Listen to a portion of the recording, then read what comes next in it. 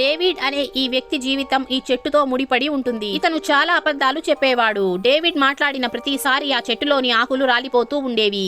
ఆ చెట్టులోని ఆకులన్నీ రాలిపోయిన మరుక్షణం డేవిడ్ చనిపోతాడు. ఇది తెలిసిన డేవిడ్ తన పాపాలన్నీ కడిగేసుకోవడానికి పేదవాళ్ళకి ఫుడ్ పంచుతాడు. అలాగే తన ఖరీదైన రోలెక్స్ వాచ్ ని దానంగా ఇచ్చేస్తాడు. అప్పుడే డేవిడ్ ఫ్రెండ్ ఫోన్ చేసి ఆ చెట్టులో నుంచి ఆకులు చాలా ఫాస్ట్ గా రాలిపోతున్నాయి అని చెప్తాడు.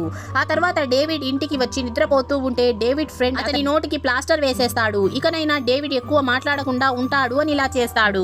డేవిడ్ నిద్రలేసి చూస్తే ఆ చెట్టు పైన కొన్ని ఆకులే ఉంటాయి. దాంతో డేవిడ్ కి తను ఇంకా కొన్ని రోజులే ఉంటాడు అని అర్థమైపోతుంది. దాంతో తను తన అహంకారంతో దూరం చేసుకున్న కొంతమందికి కొన్ని మాటలు చెప్పాలని డిసైడ్ అవుతాడు. అతను తన భార్య దగ్గరికి వెళ్లి అతను చేసిన దానికి క్షమాపణ అడుగుతాడు. ఆ తర్వాత ఇతను తన ఫ్రెండ్ దగ్గరికి వెళ్లి అతనికి సారీ చెప్పి తన దగ్గరున్న విలువైన వస్తువుని గిఫ్ట్ గా ఇస్తాడు.